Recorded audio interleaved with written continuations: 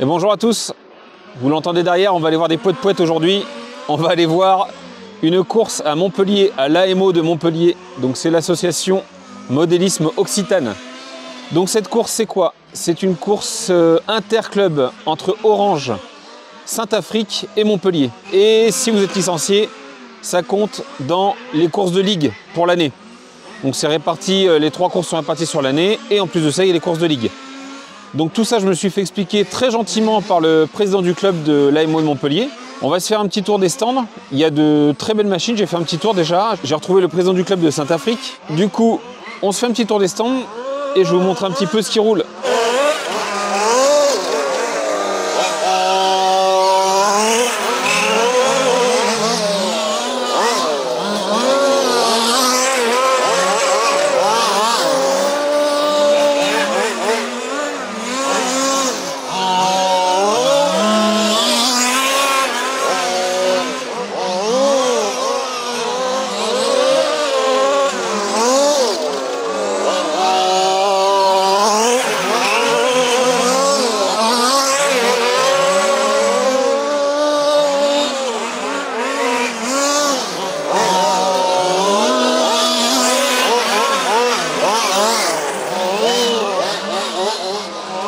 Le podium est là, donc le circuit, le tracé est vraiment sympa. Je sais pas si on va bien m'entendre. Le tracé est vraiment super sympa, ça roule très très fort. La piste a l'air de vraiment accrocher. Donc on a 3 catégories là. On a de la F1, de la GT et de la FF.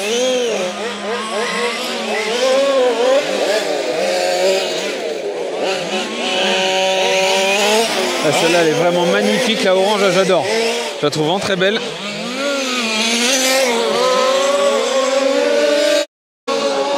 Pendant que ça tourne, donc là il y a 6 ou 7 machines sur la piste.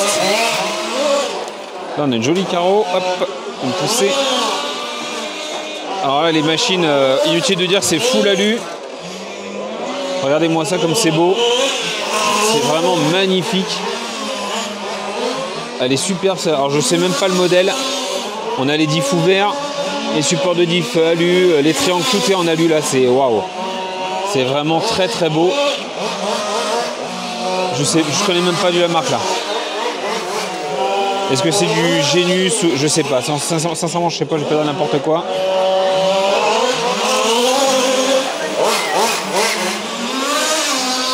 Les pneus ils sont monstrueux là.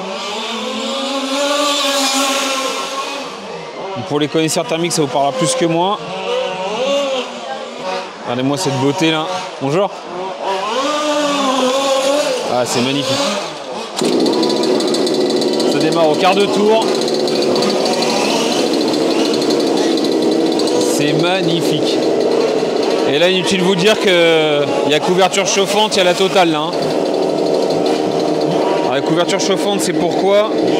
C'est pour pouvoir attaquer directement quand on sort des stands, pour éviter d'avoir 3 à 4 tours des fois à faire chauffer les pneus. Bah là vous mettez les couvertures chauffantes, dès la sortie des stands vous pouvez commencer à attaquer. Ça évite de perdre du temps sur les courtes sessions.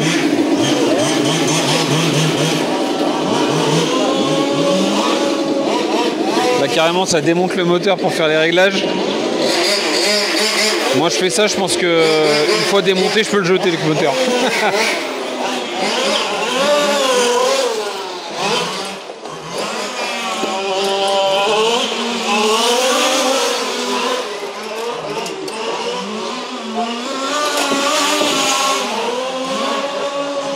Je peux vous en péter 2 secondes? Ouais. C'est quoi le modèle? Un Yankee? Ouais. D'accord, ok. Ok, donc Yankee un quart pour celle-ci. Ah oui, c'est la jolie Porsche qu'on a vue tout à l'heure tourner, d'accord, ok. Ok. Donc là, l'échelle, c'est vraiment monstrueux. Hein. La MCD à côté est petite en longueur.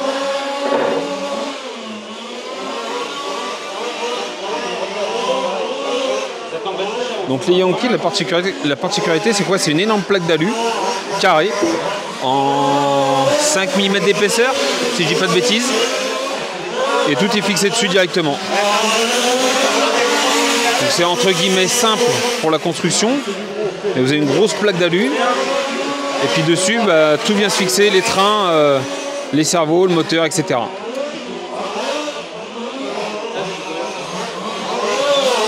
Là, de ce côté-là, alors là, ça a l'air d'être une... Attendez, on va chercher la marque. GTC8, je connais pas le modèle. Ouais, non, là encore, je connais pas le modèle. Par contre, la courbe de diff est toute petite à l'avant, là. Mais là, pareil, regardez-moi ça comme c'est magnifique. C'est full alu, il y en a partout. Oh. Voilà, en loisir, est-ce qu'il y a un intérêt à avoir ça? Je suis moyennement convaincu. Et déjà en compétition, je pense qu'il faut déjà un certain niveau pour piloter ça. Ah ouais, t'as les réglages directement là. Ah ouais. Donc là, les réglages de... Juste là, là. On peut faire les réglages de carrossage. Donc j'avais jamais vu ce système-là. C'est dans le triangle à l'intérieur. Vous avez une vis pour régler le carrossage. Ah oui, il y a des vis partout pour les réglages. Waouh. Ouais, je suis impressionné là. Les diffs ouverts. Là, pareil, c'est full alu. Encore les supports de diff alu. Ouais, c'est... Waouh. C'est très très joli. C'est magnifique. Ah ça, waouh. Regardez-moi ça, c'est pas un chargeur de rigolo ça. Il est monstrueux le chargeur aussi là. Un SkyRC 400 Ultimate Joe 400 watts. Il est monstrueux. Ma main à côté elle est petite quoi.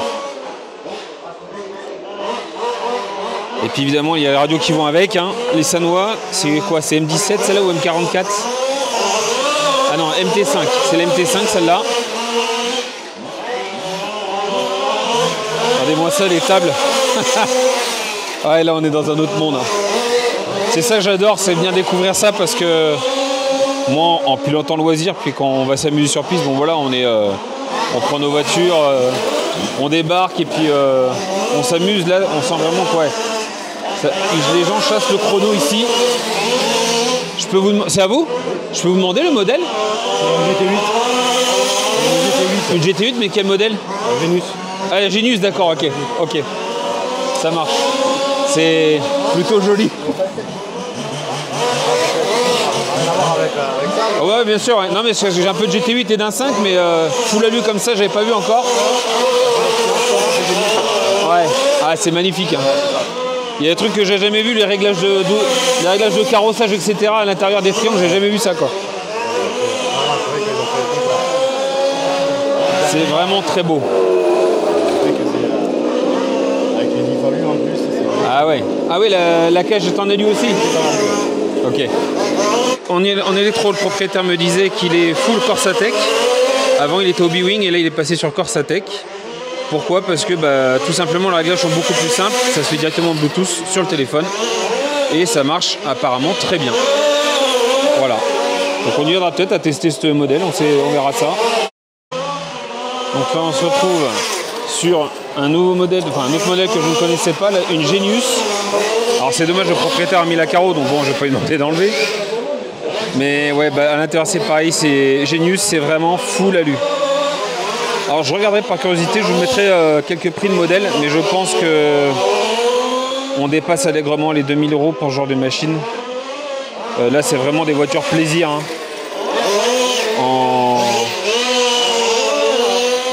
En loisir, est-ce qu'il y a un intérêt à prendre des voitures aussi pointues? Je sais pas.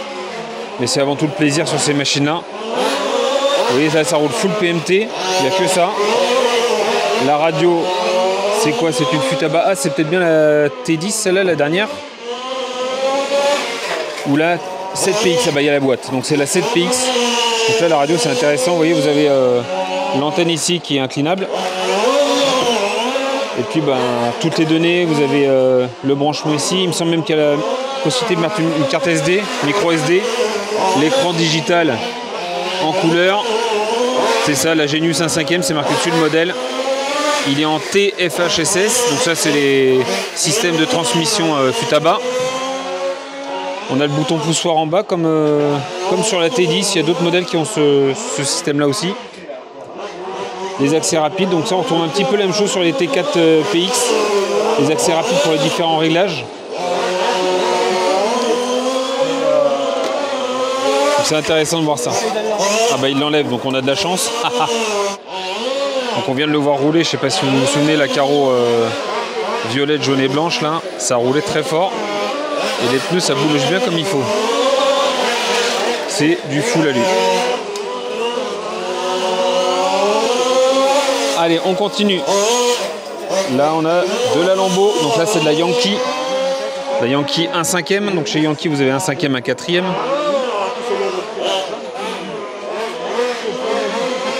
Oh, la taille du pignon, il est monstrueux. C'est un combien de dents ça?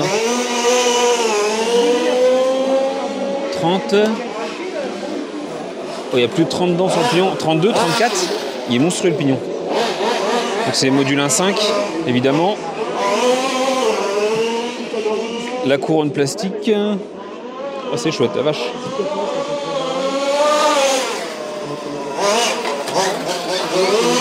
Ah oui, on a une poulie ici. Alors ça, je connaissais pas. Voilà, j'ai jamais vu parce que j'y connais rien en thermique. Vous avez ici une poulie qui tourne avec le disque de frein qui vient frotter dessus. Vous freinez à l'arrière ici, comme ça, et à l'avant, attends, il n'y a pas de frein avant? Ah oui, il n'y a pas de frein avant. Il n'y a pas de frein avant. Ah ouais, punaise, ça doit pas être évident à piloter ça. Sur celle-là, il n'y a pas de frein avant. Ok. Ça doit être marrant à piloter.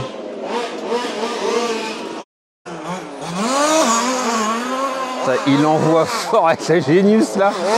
Oh la vache! Oh la vache!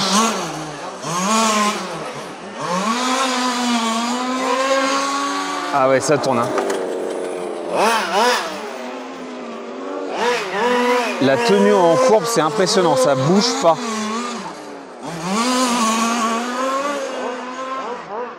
Là, il n'y a pas de secret, il faut ça régler sa machine.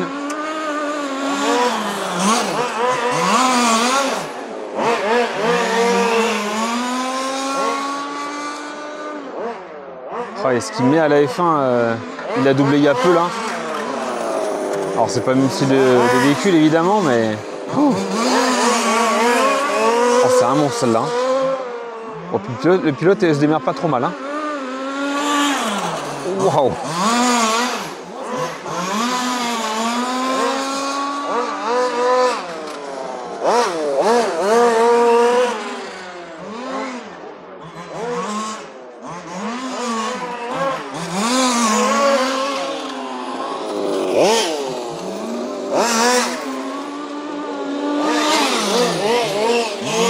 Alors, donc on est avec la Porsche FG. Ah, c'est en quoi? En 530 là? 510. 510 celle-là? Ok. Et le propriétaire n'est autre que Cédric, le président du club Modélisme Saint-Afrique. Alors là, il nous expliquait juste avant que sur cette machine, lui, il est en catégorie FF, Formule France. À côté de ça, on a la Genius que je vous ai montré tout à l'heure, qui lui est en catégorie GT. Alors les différences entre les deux, Cédric, tu peux nous expliquer un petit peu? Et entre les châssis Formule France qui sont prévus pour les débutants, on va dire, on a droit en fait à des options en aluminium comme les fusées avant, les fusées arrière, la platine aluminium, un échappement bien spécifique Samba S88, voilà, qui est réglementé.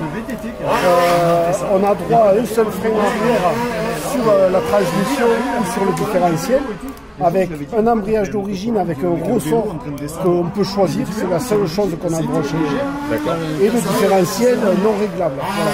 On a droit à amener un corps en alu, mais on ne peut pas avoir de réglage sur le différentiel. Voilà.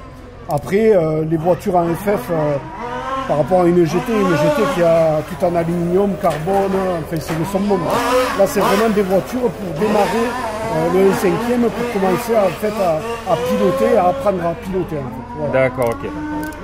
Donc du coup, avec des budgets forcément moindres, voilà, GT, forcément moindre, on peut c'est plus accessible. Pneus, alors que la GT va demander beaucoup plus de pneus neufs. Oui. Alors que là, voilà, à loisir, on peut s'amuser longtemps avec nos pneus. D'accord, ok. Super. Et c'est abordable au niveau du tarif aussi. Aujourd'hui, on peut trouver une Yankee, on peut la trouver entre 800 et 900 euros. Une FG, on peut en trouver une entre 600 et 700. Ouais. C'est assez abordable au niveau du budget. La GT, il faut tomber sur une bonne voiture et pas trop embêter, sinon de suite ça coûte cher. D'accord. Et forcément, renouvellement de pièces, c'est pas les mêmes budgets aussi, ouais, forcément. Ouais. C'est pas pareil. D'accord. Les débutants, ils vont commencer par là, sauf si vraiment ils sont très très forts, et après, passer à la catégorie au-dessus. D'accord. GT ou FE. Et toi, tu te sens pas de passer en GT encore? J'ai une GT, T'en as une, ouais. mais je m'amuse avec. Pour l'instant, tu t'amuses avec. Ok, d'accord. C'est plus C'est plus le plaisir perso, quoi. D'accord, ok. Mais j'aime bien cette catégorie. Parce que le niveau est quand même assez élevé, les jeunes ils sont très rapides. Ouais. Donc c'est ça que c'est intéressant. D'accord, ok. Super. Ou les vieux comme Fred Dessier. Il n'y a pas que des jeunes qui roulent vite. Et bien sûr. Voilà. Eh ben, super. Bah, merci pour les infos. Avec plaisir. Allez, il va falloir discuter un petit peu avec Cédric. Le voilà sur piste.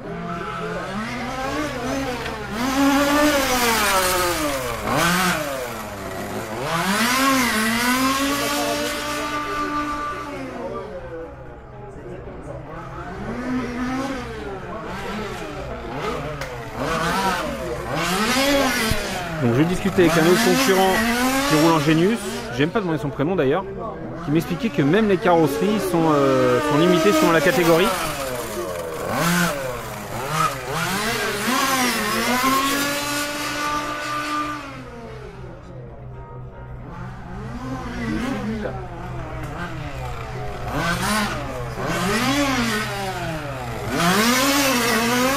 Ouais, c'est bon, y a pas de problème. On peut parler quand même. Oh la vache.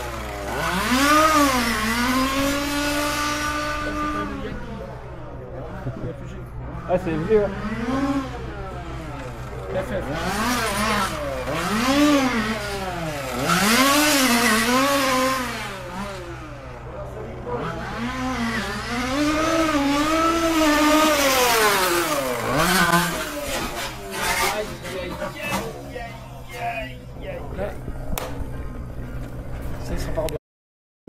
C'est là qu'on voit que c'est quand même assez costaud parce qu'elle est revenue sur piste et ça roule direct. Hein. Je pensais que c'était plié, mais non, il n'y a rien du tout apparemment. Ah, ça roule. Donc là, on l'a vu avec Cédric tout à l'heure, il a uniquement le frein arrière là quand même. Hein. Propulsion et frein arrière uniquement, comme la F1. Sauf que là, le niveau est différent. La vache. Franchement, je suis impressionné de la maîtrise là.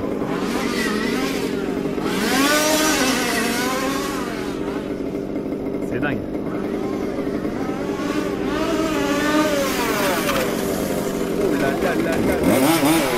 Allez, après ce petit tour au club de Montpellier, et ben écoutez, je vais vous laisser là-dessus. Super découverte pour moi. Donc là, on était sur, comme on l'a dit, une course interclub, hein, donc il n'y a pas vraiment d'enjeu du tout. L'ambiance était vraiment super bonne. J'ai pu discuter un peu avec tous les pilotes au final, quasiment tous. Et bah, personne n'est avare d'infos, d'explications sur sa machine, donc ça je trouve ça vraiment sympa de leur part. Explications entre FF, GT, etc. Donc ça c'est intéressant. Et ouais, ça me chauffe comme d'essayer de faire une course en 2025. Quitte à être ridicule, enfin je m'en fiche complètement, c'est plus pour l'ambiance et essayer d'accrocher un peu les autres. Si j'y arrive, on verra. Par contre le truc c'est que eux c'est beaucoup de thermique et moi faire une course en thermique, alors déjà je sais pas régler un moteur thermique, le bruit je vous avoue quoi là j'ai fait 2 heures sur place, 1 heure et demie sur place, j'en ai assez, donc faire tout un week-end en thermique je pense que non ça bloquera au bout d'un moment, donc à voir s'il y a des courses brushless, un 5e dans le coin. Et je vais m'enseigner et puis je vous redirai ça prochainement. Sur ce, bonne journée à toutes et tous et comme d'habitude, bisous, caresses, salut.